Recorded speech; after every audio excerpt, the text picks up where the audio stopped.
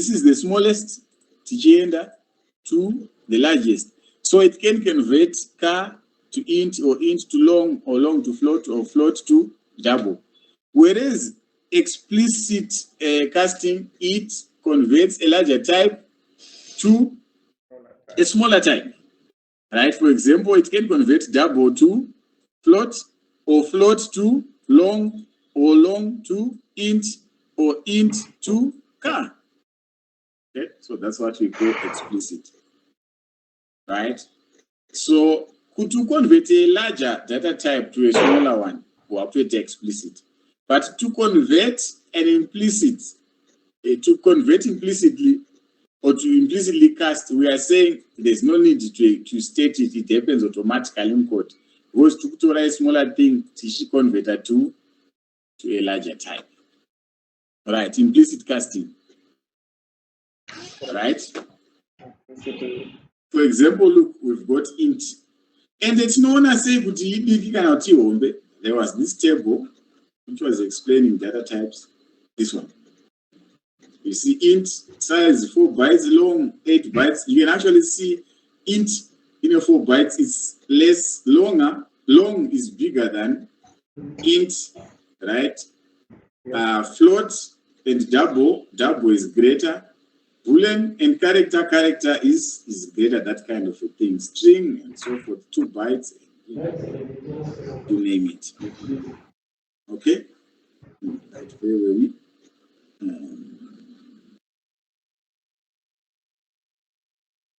right, so we're talking about implicit casting, and remember, said it just happens automatically. The smaller size is being converted to a larger size, right? So we've got int 9.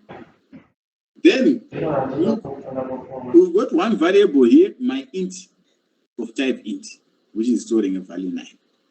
Then we've got a second variable called my double of type double. And we are assigning whatever was stored in variable called my int, which is an integer, to be stored in a cap which only stores double. Right? I hope you are getting this. So this is what we call casting. But in this case, it's implicit. The smaller one is being converted to the larger one. When we write console.writeLine my int, it will output 9.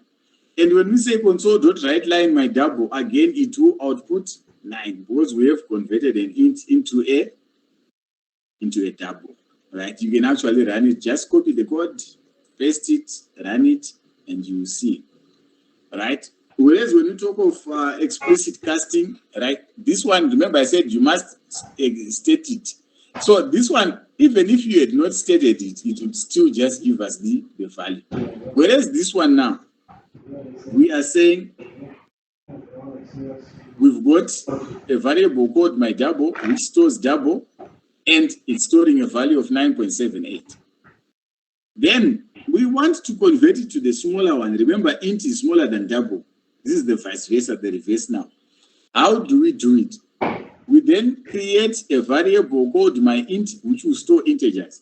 But we want to store a double value, which is bigger in size than an integer. So to explicitly cast, we place int in brackets like that. Int, then my double. We are saying 9.78. We want it, we are explicitly casting it here to be stored in an integer variable. So when we then say console.writeLine my double, it outputs 9.78. When we say console.writeLine my int, again, it will output 9. Right? Can you see here, it outputted 9.78 because double, it's a number with a comma, with some numbers after the decimal place. But in this case now, after we converted this double to become an integer, it just outputted 9. Okay, maybe let's just copy this. Some people to just see it happening.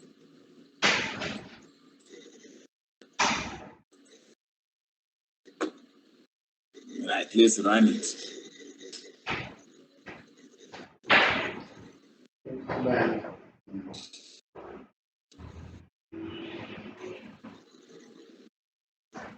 Right, so it outputted 9.78 because remember we are outputting a double on the first one here. Then In this case, now we're now putting an integer. And remember, I said an integer it's a number, without decimal points. It's a straight number: 0, 1, 2, 3, 4, 5, 6, 7, 8, 9, 10. It's a straight number. That's why it outputted 9. All right. So that's what we call implicit and explicit casting. Okay.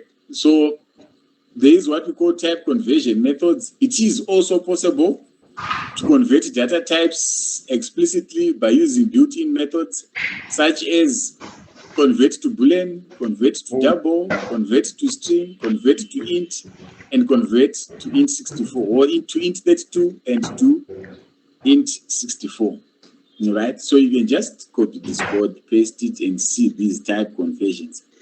All right, and it's actually these comments, they're actually explaining, like this line, for example, console.writeLine, right?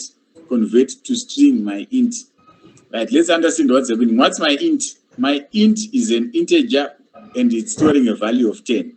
So we want to convert to become a string. We are converting my int.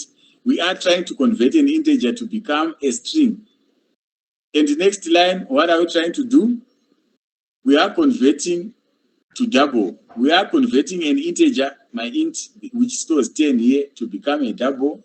In this case, we are converting my double to become an integer, 32, or to become a string, right? So that's how you just play around with this and see the output in Buddha. So that's it with type casting, right? I would want you to just familiarize with that concept. There is implicit and there is explicit. Okay, you can convert from small to larger or from larger to smaller. Okay, you should just appreciate that concept there. So that being said and done, let's move on to getting user input. Right? Remember, I'm going to my program where they were static programs. With static programs, we are trying to say they are boring, they are monotonous, they do not change. But you can all create a real program, Shanda, useful software. It must get some user input of some sort. Like that's the operating system. User input, one will log in, pay password, isn't it so? The code must interact with the user, right? For instance, you work for ABC Bank, and they ask you to program with their ATMs, and your code must interact with the person when they insert their card. It says, "Hello, good morning, Mr. Mutero. Please enter your PIN." Then it checks if the PIN is correct. If it is wrong, it can give you 2 trials or less. Then it terminates the program. It's an interactive program. It's dynamic. We call it a dynamic program. So those are the kinds of programs we are supposed to be able to create. So for one to be able to create these dynamic programs, we must implement this thing that we call readline function or the readline method. Remember, we said console.writeLine, and the purpose of the console.writeLine is to output something on the screen.